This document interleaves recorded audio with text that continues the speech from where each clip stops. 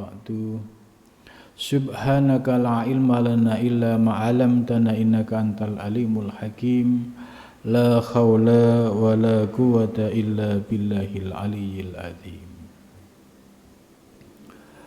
Malam ini kita melanjutkan pembahasan kitab Tanbih al-Masyi karya Syekh Abdur Rauf As-Singkili, ulama Aceh abad ke-17 yang memiliki pengaruh cukup besar di dalam penyebaran tasawuf di Nusantara. Pembahasan malam ini sudah sampai pada halaman 3 ya, baris keempat ya. Qala musannif rahimakumullah wa nafa'ana bihi wa bi ulumihi fid dharain amin ya rabbal alamin. Wa idza taqarrara laka hadza fanaqulu laisa lahu wujudun illa biwujudi sahibid dhil wa wujudud dhil mutawakkifun ala wujudi sahibidzil.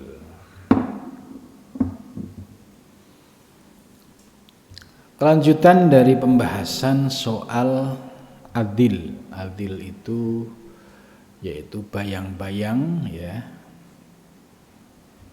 Sebelumnya sudah dijelaskan oleh mu'alif bahwa al-insan Dhillul haq, manusia itu bayang dari al-haq. Ya, penjelasan sudah disampaikan kemarin secara detail, diperumpamakan yaitu kapas, kemudian kain, kapas, benang, kain sampai menjadi baju. Ya, proses-proses inilah yang disebut proses tajalli atau adil gitu. Selanjutnya wa idza taqarrara, dan ketika telah tetap laka bagimu apa hadza ini, yaitu soal konstruksi pemahaman yang kemarin sudah disampaikan bahwa a'yan sabitah ya itu dhillul haq gitu. Kemudian turun bahwa a'yan kharijian itu terkait dengan dhil a'yan as-sabitah. Jadi mu'alif kemarin sudah menjelaskan bahwa a'yan kharijiyah ya, a'yan sabitah ya, a'yan sabitah ini istilah populer di dalam pemahaman, di dalam ilmu hakikat ya. A'yan sabitah kemarin sudah dijelaskan. Apa sih a'yan sabitah? Yaitu Allah yang memiliki rencana ingin menciptakan alam semesta, tapi posisinya masih di alam azali gitu. Maka disebut a'yan sabitah. Ketika desain sudah final ditetapkan di alam Lauhil Mahfuz pada zaman azali, kemudian mulai berproses, bertajalli dari a'yan sabitah yang dari alam azali kemudian menjadi nyata, menjadi a'yan kharijian. Ya, prosesnya kalau teori martabat 7 mulai dari martabat alam arwah, yaitu awal mula diciptakan ruh, kemudian alam misal, yaitu alam metafisik atau proses kejadian Kalau kaitannya dengan manusia, yaitu proses kejadian manusia mulai dari sulalah min tin, nutfah, alaqah, mudghah sampai wa nufika fihi ruh ditiupkan selama 9 bulan.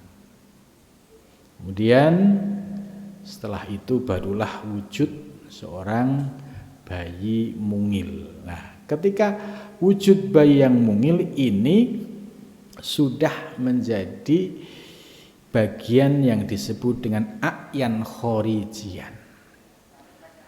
Rupa wujud bayi mungil ini ya, ini desainnya, wujudnya, rupanya, ya mancung tidaknya, itu desainnya tidak lepas dari apa yang telah ditetapkan oleh Allah pada zaman azali yang sudah ditetapkan di Lauhil Mahfuz. Ya, karena itu wujud yang baru ya, ini tidak lepas dari perencanaan Allah yang bersifat qadim. Gitu. Nah, ini penjelasan kemarin. Nah, wa idza taqarrara laka hadza, ketika Anda sudah yakin, sudah tetap ya tentang konsep ini ya, fanaqulu, maka kami berkata, di sini menggunakan na ya, berarti kami ya, kami ini maksudnya ya ulama muhakkikin. Kalau fa'akulu yaitu mu'alif Syekh Abdul Rauf. Tapi kalau fanaqulu ini maksudnya yaitu para ulama muhakkikin ya. Laisa lahu wujudun, laisa tidak ada lahu baginya apa wujudun wujud illa biwujudi sahibidzil, kecuali dengan wujudnya pemilik dzil, pemilik bayangan. Jadi artinya kalau perumpamaan bayi tadi ya, tiba udah lahir bayi dengan bentuk yang mungil ya, kemudian dengan rupa yang sudah menjadi nyata ya, bahwa rupa ini ya, ini hakikatnya sesuai dengan desain yang ada di Lauhil Mahfuz. Nah, siapa yang disebut dengan biwujudi sahibidzil? Ya, ini yang dimaksud bahwa wujud yang nyata saat ini ya, ini enggak lepas dari wujud sahibidzil, pemilik bayang-bayang. Nah, contoh analog yang memudahkan kita ya. Ketika kita berkaca ya di sebuah cermin, di situ ada dua wujud. Wujud yang bercermin dan wujud yang ada di dalam cermin. Maka wujud yang ada di dalam cermin akan persis ya bentuknya ya. Kalau yang di luar cermin senyum, dia senyum. Ya, maka wujud yang disebut laisa lahu wujudun, bahwa yang ada di dalam cermin itu enggak ada wujud.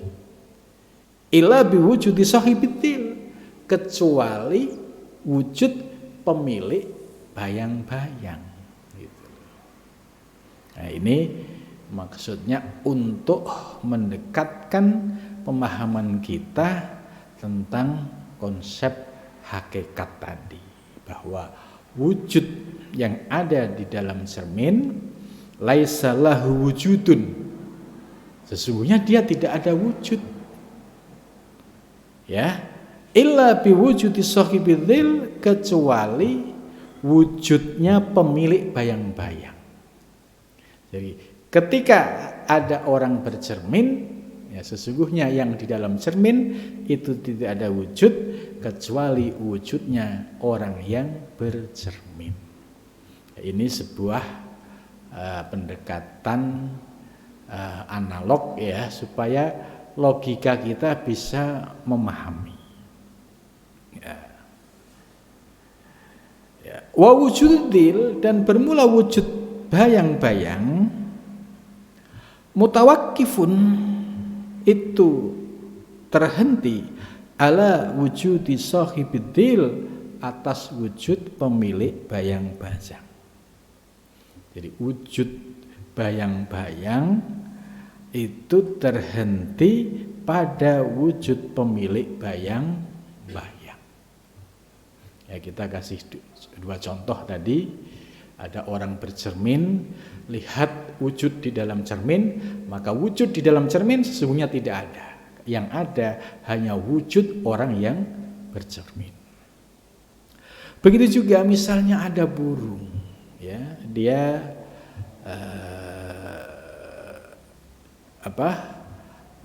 berada di atas pohon. Nah, di bawahnya pohon itu ada air. Ketika kita melihat air, nampak bayangan burung. Lah, terus mana yang asli? Ya, wujud yang asli ya burung yang sedang ada di atas, sedangkan yang di dalam air yang nampak itu sebagai bayang-bayang. Gitu. Ini supaya logika kita bisa menerima konsep adil. Gitu. Nah, karena setelah kita paham, jangan lantas kemudian kita berkata bahwa wujud yang ada di dalam cermin itu wujud asli, gitu. Terus ngaku lagi ya dengan nama yang bercermin, gitu. Nah, ini tentu tidak bisa dibenarkan ya, karena wujud yang asli adalah wujud yang bercermin. Itu. Nah, jadi mu'alif ini sudah memberikan kronologis yang logik ya, dengan pendekatan analog tadi, bahwa saya ulangi lagi, tidak ada bagi bayang-bayang itu wujud kecuali wujud sahibidil.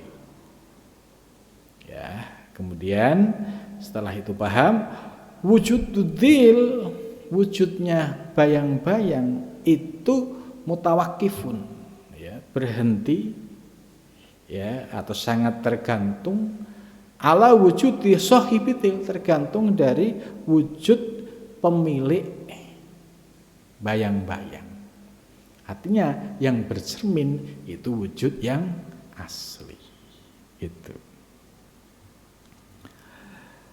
Fakullama la wujudalahu, maka ketika tidak ada wujud baginya, illa bi ghairihi, kecuali dengan lainnya, fal wujudu, maka bermula wujud lidzalikal ghairi, karena lain itu ya, hakikatan secara hakikat. Jadi ketika tidak ada wujud baginya, illa bi ghairihi, kecuali dengan yang lainnya, maka wujud ya bagi dzalikal ghair, yaitu sesuatu yang ghair, yang lain itu hakikatan secara hakikat. Wa kadzalika, dan demikian itu al kamalat, yaitu segala yang sifatnya sempurna, at-tabi'at, yang mengikuti lil wujud, bagi wujud. Jadi maksudnya bahwa terkait dengan konsep adil ya, kita beri perumpamaan tadi orang yang sedang bercermin, kemudian kita kaitkan dengan diri kita sebagai insan dan alam semesta ya. Alam semesta dalam konsep Tasawuf falsafi sama, juga dhilluh, yaitu bayang al-haq, dhillul haq. Begitu juga ya, insan, diri kita juga sama sebagai dhillul al-haq ya.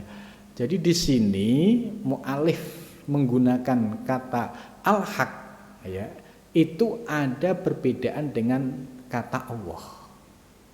Dhillullah dengan dhillul haq itu beda. Maka para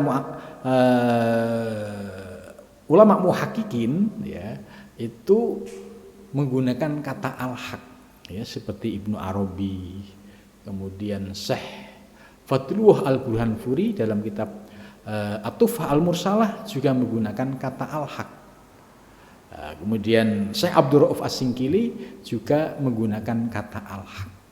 Sebab kalau Allah itu zat yang laisa kamitslihi syai'un ya, yang bersifat tanzih, yang maha suci. Sedangkan al-haq ini sebagai madhar, sebagai kenyataan. Ya, artinya ketika al-insan dhillul haq ya, bahwa manusia itu bayang-bayang al-haq, bagi yang sudah paham ini bisa dipahami tentang hakikat dirinya. Jadi bukan berarti dia Allah ya, ini yang harus dipahami, jangan sampai kemudian menganggap dirinya Allah, jangan ya, karena ketika sudah menjadi wujud yang baru, dia adalah abdun. Sama analog kemarin, ketika benang atau ketika kapas sudah berproses menjadi benang, kain, kemudian menjadi baju ya, seperti yang saya pakai, jangan lantas ini disebut kapas itu. Nah, dengan perumpamaan-perumpamaan ini supaya para salik paham pemilahannya. Kalau sudah berupa baju begini ya ini namanya baju koko gitu. Wa 'allama Adamal asma' kullaha, semua sudah ada namanya. Jangan sampai salah memahami ini apa? Ini kapas. Itu sama persis orang yang memahami tentang hakikat, kemudian setelah memahami hakikat diri ya, sampai akhirnya menyimpulkan ya, oh berarti Allah dong. Nah, ini yang tidak diperkenankan. Ini yang berbenturan dengan prinsip-prinsip akidah Asy'ariyah.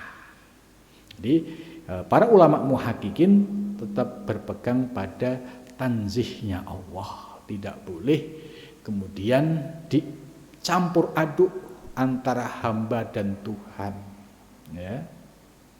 Sebab ketika sudah menjadi hamba, itu melekat dengan sifat kehambaan. Dia yang lemah, dia yang pendosa, dia yang hina gitu. Ini sifat hamba. Sebaliknya kalau sifatnya Allah, sifat yang maha kuasa, sifat yang maha segala-galanya gitu. Nah, kenapa perlu menjaga tanzihnya Allah? Supaya tidak mencampur aduk dan tidak salah kaprah. Ketika sudah menjadi hamba wujud baru, ya posisikan wujudnya. Kalau soal memahami hakikat asal usulnya, ya sudah, itu aspek hakikat. Ya sama ketika orang memahami ini baju koko yang prosesnya ternyata ya, kalau ditarik mundur ini dari kain, kemudian terus benang, terus kapas. Kalau tahu asal usul yang demikian, ya ini namanya teori ilmu hakikat. Nah, prakteknya cukup dipandang secara hakikat, dikembalikan kepada Allah Subhanahu wa ta'ala. Sedangkan secara verbal lesan ya, ditanya menggunakan hukum syariat. Itu. Contoh apa? Ini baju. Itu. Terus ketika ditanya soal diri kita, Anda siapa? Saya ya Ali. gitu. Karena saya diberi nama oleh bapak saya namanya Ali. Itu. Nah, yang nggak boleh itu seperti muridnya Syekh Siti Jenar, ya, yang kalau saya baca di Serat Centini itu dalam memahami ketuhanan kebablasan sampai dia ngaku-ngaku dirinya sebagai Allah, sebagai Tuhan. Saya masih ingat ya di Serat Centini itu ada kisah muridnya Syekh Siti Jenar lagi ngembala kambing, lari-lari ya pengen ke alun-alun Masjid Demak. Karena menurut ceritanya Syekh Siti Jenar sedang dialog dengan para wali songo. Nah, ini dikutip kalimatnya muridnya Syekh Siti Jenar. Tunggu, Allahnya lagi jalan. Nah, ini kan pemahaman yang seperti ini yang tidak dikehendaki oleh para ulama muhaqqiqin. Itu. Maka Syekh Abdul Rauf ini dalam rangka meluruskan paham-paham yang sebelumnya ya, yang menyatakan Allahu ya, yang menyatakan al-alam huwallah. Wallahu wal alam. Ini yang pernah terjadi pada sebelum kehadiran Syekh Abdul Rauf As-Singkili. Tapi ini level pengikut. Kalau level Syekh Syamsuddin As-Sumatrani, Syekh Hamzah Fansuri ya tetap berpegang pada prinsip-prinsip yang disepakati oleh ulama muhaqqiqin. Sebagai contoh orang yang banyak salah memahami Syekh Hamzah Fansuri, saya menggunakan contoh kapas ya. Ini saya ambil dari istilah yang dipakai oleh Syekh Hamzah Fansuri. Gitu. Nah, perumpamaan kapas ini ternyata maksudnya mengurai soal asal usul wujud. Gitu. Ternyata ini juga sejalan dengan apa yang disampaikan oleh Syekh Abdul Rauf As-Singkili. Gitu. Kemudian selanjutnya, jadi wakadzalika al-kamalat at-tabi'ah lil wujud. Begitu juga hal-hal yang sifatnya sempurna, ya. Ya, manusia ini kan dijelaskan di Al-Qur'an kan fi ahsani takwim, ya, dalam bentuk rupa yang sempurna, ya. Bentuknya, rupanya, itu, desainnya, itu. Jadi desain manusia ini paripurna itu. Lah desain separipurna manusia ini pun ya bukan berarti ini desain yang dibuat oleh ya makhluk Bapak Ibu misalkan, tidak. Semua sudah by desain oleh Allah Subhanahu wa taala di Lauhil Mahfuz. Konstruksi lahir batinnya ya sudah diatur demikian rapi, ya. Maka al-kamalat at-tabi'ah lil wujud. Jadi desain yang paripurna ini juga mengikuti wujud yang sudah ditetapkan oleh Allah pada zaman azali. Wa bihadza takrir, dan dengan ketetapan ini ta'lamu, maka Anda mengetahui, annal alama, sesungguhnya alam, milkun itu milik, lil haqqi, bagi al-haq subhanahu wa ta'ala.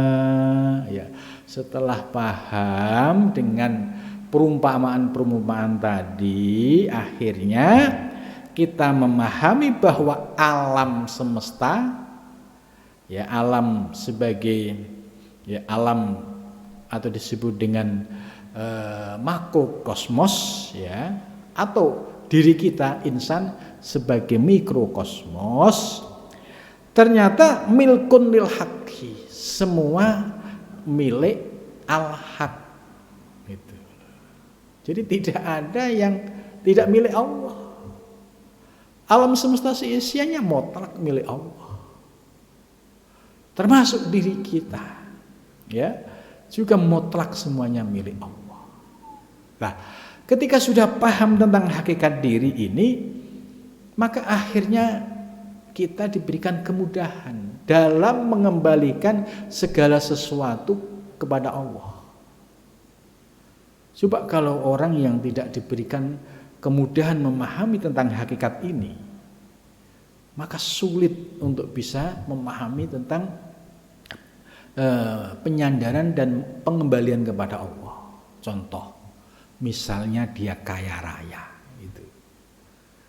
Terus ditanya, Anda hebat kaya raya? Iya, karena saya kerja keras. Nah, jawaban seperti ini menunjukkan hatinya ghaflah, hatinya lalai, hatinya tidak ingat Allah, hatinya tidak paham ilmu tauhid mukasyafah.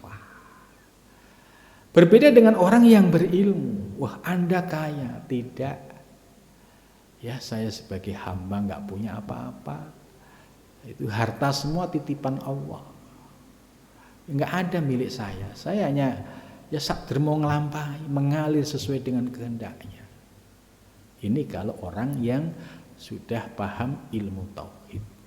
Begitu juga, ya, dipuji, wah Anda alim, Anda hebat. Tidak, saya bodoh, saya tidak punya ilmu apa-apa. Semua ilmu Allah. Jadi mampu menyandarkan secara totalitas semua kembali kepada Allah Subhanahu wa ta'ala. Sehingga tidak ada ego merasa paling kaya, ego merasa paling ganteng. Ya, memang ganteng milik siapa? Apa Bapak Ibu pesen dulu? Kan enggak. Itu enggak ada yang pesen semuanya menerima paket itu. Nah, ketika sudah wujud nyata, kalau orang yang tidak paham ilmu tauhid mukasyafah seperti ini, sulit untuk mengembalikan kepada Allah Subhanahu wa ta'ala. Jadi annal alam milkun lil haqqi subhanahu, maha suci Allah. Ini akhirnya kita paham, oh iya ya, ternyata semua milik Allah. Nah, namun demikian ini juga ada tipu daya di sini kalau kita nggak sadar. Oh, semua milik Allah, ya iya. Terus lihat ada tetangga punya mangga. Wah, itu milik Allah juga tuh. Nah, ini namanya apa? Memanfaatkan ilmu hakikat untuk membenarkan ya perilaku yang bertentangan dengan syariat. Mangga itu di wilayah zona yang sudah dikuasai orang. Berarti itu hak pemiliknya. Kalau kita asal ngambil dengan prinsip itu milik Allah, itu kan milik Allah, itu kan punya Allah gitu. Ya, secara hukum syar'i ya Anda salah. Secara hukum syar'i Anda mencuri. Secara hukum negara Anda melakukan tindakan pidana. Gitu. Nah, maka konsekuensinya kalau salah memahami hakikat, ya konsisten. Kalau nanti misalnya diproses hukum kemudian mondok di penjara, ya diterima saja karena merasa itu milik Allah. Lah, tipu daya iblis ini suka menggelincirkan ya pemahaman para salik yang belum utuh untuk memilah antara hawa nafsu dan kehendak Allah. Ini sangat sulit. Maka pedomannya adalah hukum syar'i sebagai pagernya. Gitu. Terkadang ada juga sudah paham hakikat bagus gitu. Kalau milik orang lain dipandang secara hakikat. Ah, ini ngerokok, punya Allah juga ini gitu kan. Tapi ketika dia punya rokok, diumpetin. Ya, kan enggak konsisten. Susah ketika punya sendiri untuk mengembalikan kepada Allah, susah. Gitu. Nah, disinilah pentingnya memahami posisi kita sebagai salik tetap harus berpegang pada prinsip syariah, tidak boleh kemudian mencampur aduk seperti itu. Nah, di zaman Syekh Siti Jenar, kalau kita baca referensi yang ada, itu memang terjadi pemahaman di antara para murid-murid itu seperti memahami mutu anfusakum qabla at-tamutu. Itu mereka menganggap bahwa kehidupan sekarang ini kematian. Baru hidup yang hakiki setelah mati. Ini kan dibalik-balik ini kan. Padahal maksudnya mutu anfusakum qabla itu matikan hawa nafsumu sebelum kamu mati beneran. Jadi sebelum mati beneran itu matikan hawa nafsu. Tapi oleh murid-murid yang salah memahami ya, disimpulkan, oh hidup ini berarti ya kematian. Kalau pengen hidup yang hakiki ya harus mati. Akhirnya mereka mencari cara bagaimana supaya mati. Makanya bikin onar, bikin masalah ya supaya dia dibunuh. Lah ini kan pemahaman yang salah kaprah karena tidak memahami konstruksi hakikat dan syariat gitu. Ini kan sudah jelas ketika Syekh Abdul Rauf di awal membahas hubungan syariat dan hakikat, membahas antara adil ya dan sohibuddil, antara insan dan al-haq, kemudian ditertibkan lagi annal alam milkun lil haqqi gitu loh. Subhanahu wa ta'ala gitu. Sehingga praktek hakikat dan syariat itu rapi. Syariat itu sebagai baju untuk menutupi hakikat. Hakikat itu dirasa, diyakini dalam i'tiqad, tidak usah dipamer-pamerkan, tidak usah dibuat status. Karena urusan hakikat itu antara hamba dengan Allah. Penampilan lahir harus mengikuti aturan syariat. Maka para ulama muhakkikin yang rapi di dalam praktek syariat dan hakikat ini sepanjang sejarah tidak menimbulkan masalah. Karena tertib rapi. Ibarat kalau bahasa Jawa, keris dan warongko itu sinergis. Keris itu sebagai isi atau hakikat, warongko itu sebagai wadah. Wadah dan isi ini akan menjadi satu keindahan ketika bersinergi. Misalnya warongko tok, wadah tok nggak ada isinya, buat apa? Isi tok, hakikat tok, nggak ada warongkonya, nggak ada indahnya. Toh Ka'bah sendiri itu juga sudah memberikan isyarat. Ka'bah ini aslinya kan ya tumpukan batu. Gitu. Tapi kita bisa melihat ya Ka'bah dipersolek menjadi indah ya dengan diberikan kiswah ya yang bersulam kaligrafi ya dari emas. Ya ini aspek syariatnya.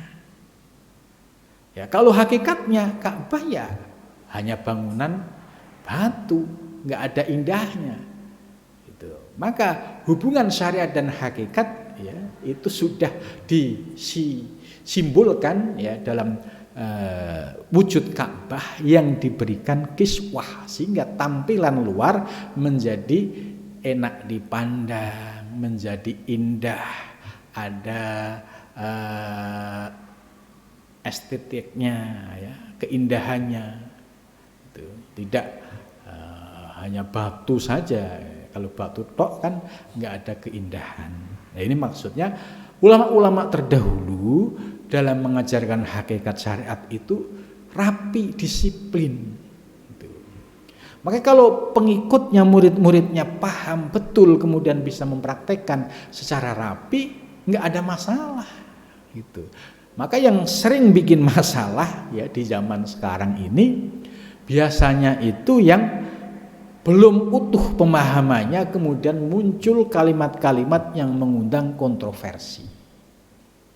Itu coba lihat kalau ada orang mengatasnamakan hakikat, kemudian aneh-aneh, nyeleneh, kemudian bertentangan dengan syariat, bertentangan dengan Quran dan hadis, ya ini sesungguhnya bukan praktek hakikat syariat yang dijelaskan oleh para ulama-ulama muhakkikin terdahulu. Ya, ulama-ulama terdahulu mengajarkan kepada kita tentang yaitu integrasi antara syariat dan hakikat ini menjadi bagian yang tidak terpisahkan. Gitu. Kemudian selanjutnya, wabihi dan dengan Allah, wujuduhu wujudnya. Sebab alam semesta ini menjadi ada ya sebab ada Allah. Itu. Kama qala sebagaimana bersabda siapa Nabi sallallahu alaihi wasallam, wa man nahnu illa bihi walahu. Ya, ini Syekh Abdul Rauf mengutip ya dawuhnya Kanjeng Nabi. Wa man nahnu dan tidaklah kami ya, kami illa bihi kecuali menjadi nyata sebab Allah itu. Jadi wujud kami ini manusia ya, dari nabi, sahabat, tabi'in, kemudian kita semua menjadi ada illa bihi kecuali dengan Allah.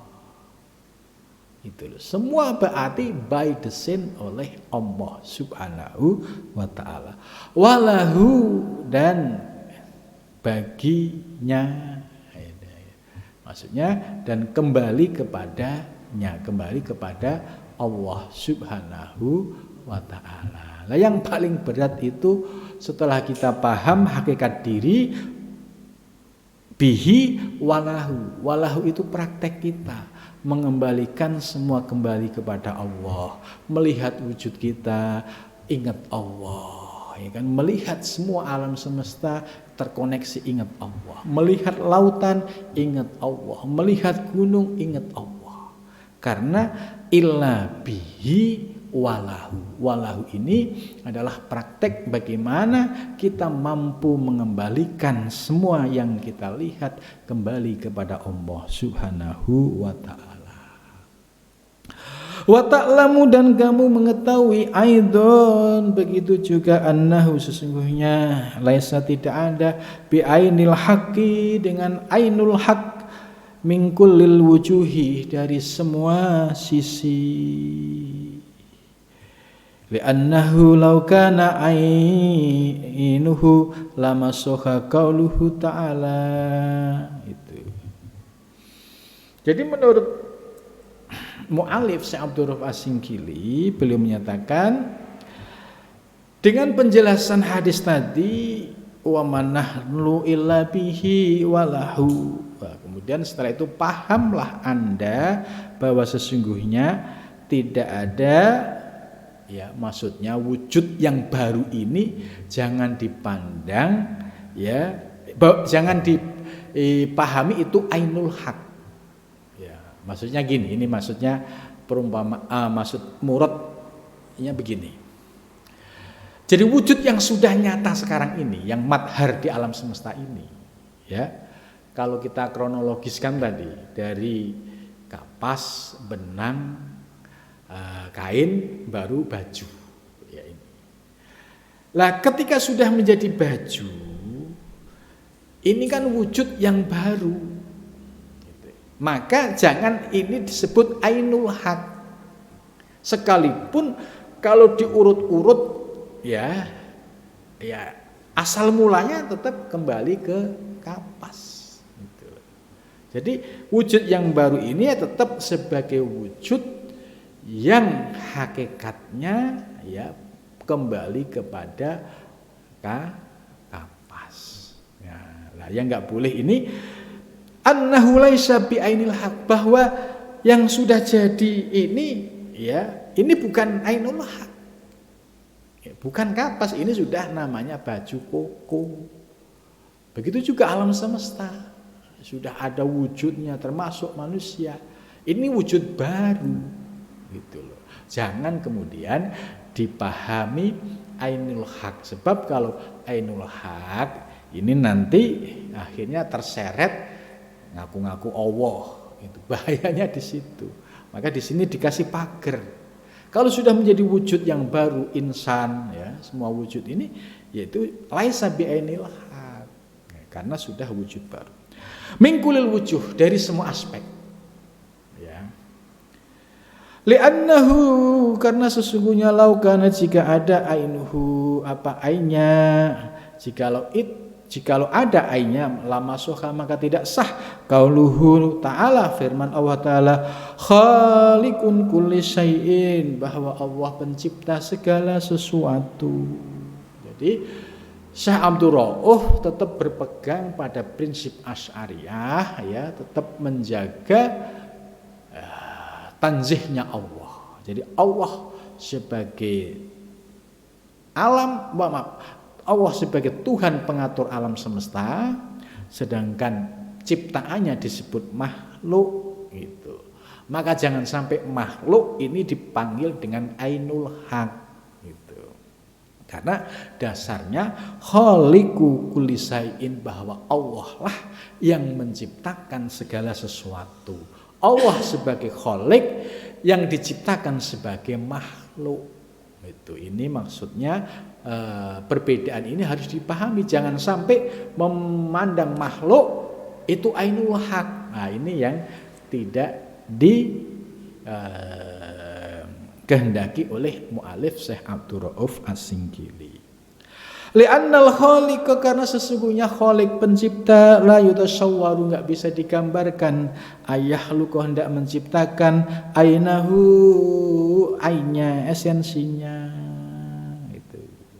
Waqad qala, dan sungguh telah berkata, bima qala fil Qur'an, sebagaimana difirmankan di dalam Al-Qur'an, wa khatib nabiina, dan ucapan Nabi kita sallallahu alaihi wasallam, kulillah khaliqu kulli syai, kul, katakanlah, Allah bermula Allah, khaliqu kulli syai'in, khaliqun itu pencipta, kulli syai'in tiap sesuatu, Ar-Ra'd ayat 16 itu. Jadi dasarnya adalah katakanlah wahai Muhammad bahwa Allah itu pencipta segala sesuatu. Artinya Allah sebagai khaliq dan yang diciptakan sebagai makhluk. Jangan sampai makhluk ini kemudian dipahami ini ainul haq gitu.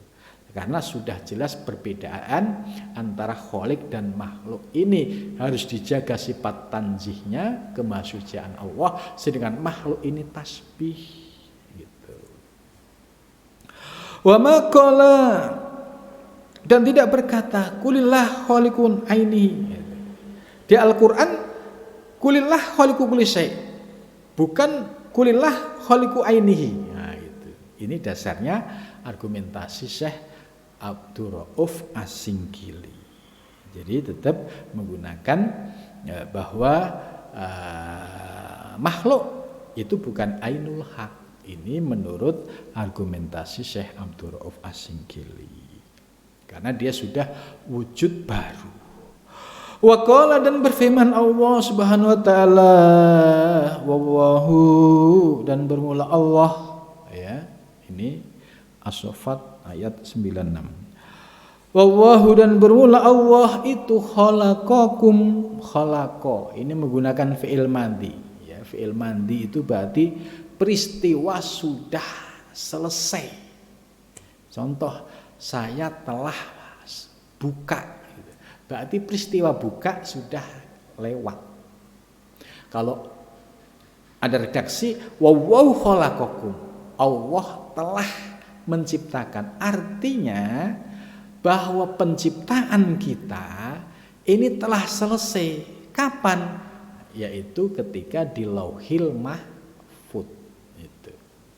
Ini maksudnya kenapa ayat ini menggunakan khalaqa fi'il madi? Kalau kita paham urut-urutannya, ya iya, karena Allah sudah menetapkan segala perencanaan menciptakan alam semesta yang sudah ditetapkan di Lauhil Mahfuz. Maka wujud alam semesta, wujud kita itu sudah by design Allah. Wa ma ta'malun, dan apa yang akan kamu kerjakan.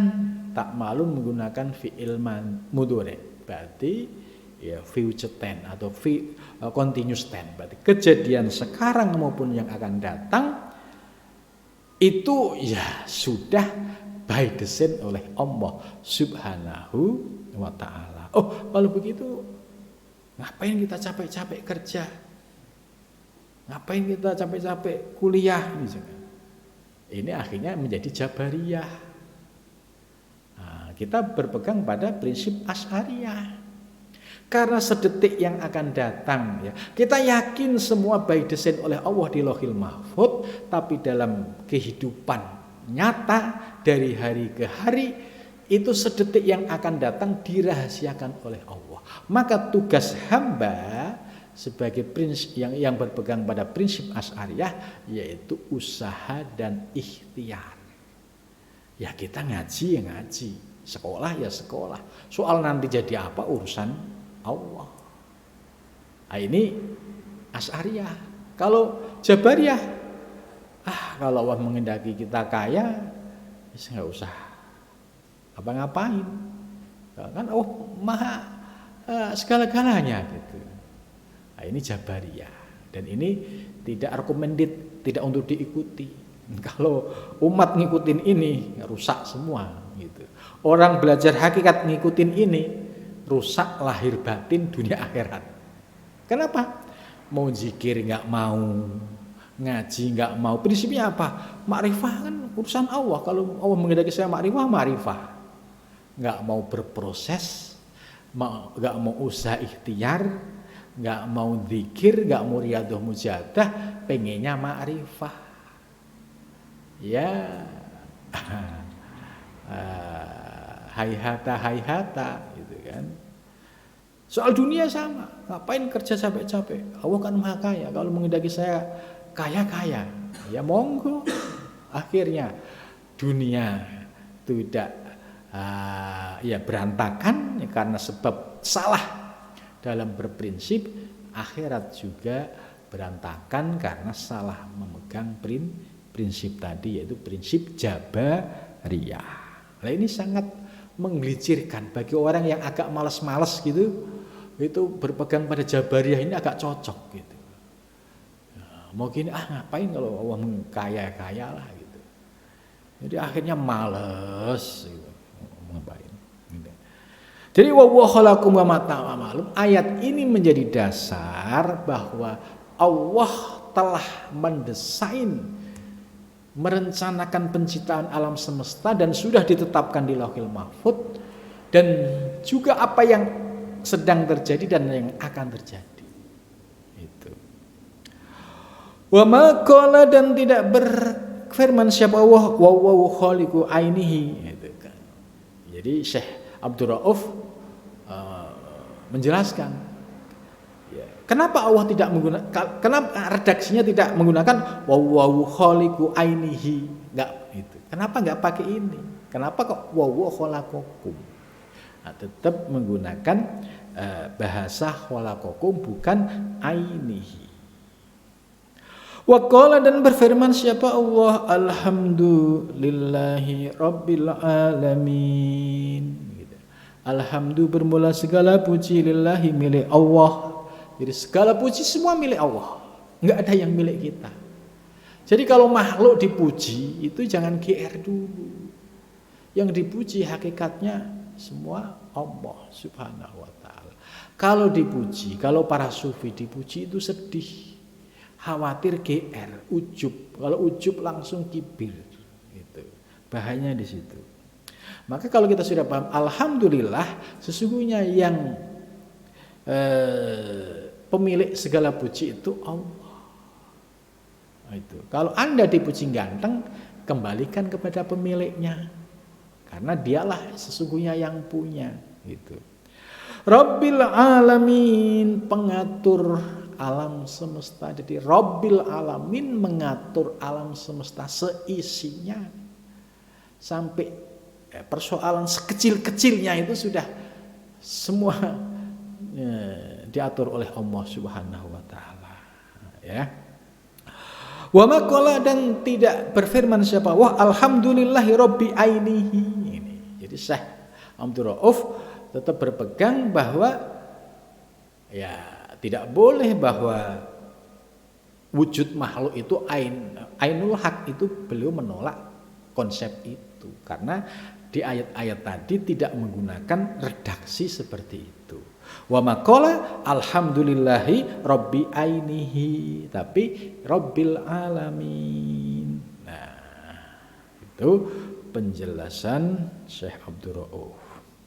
Walau kana wa aidon, dan begitu juga laukana jika ada ainuhu, ainnya lama kallafahu, tatkala ditaklif bitaklifati dengan taklif asyariyati yang bersifat syariah.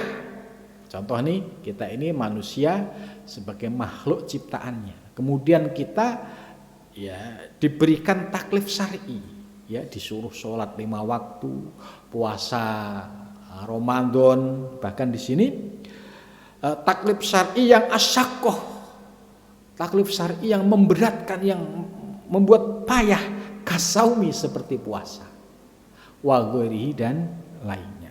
Jadi artinya bahwa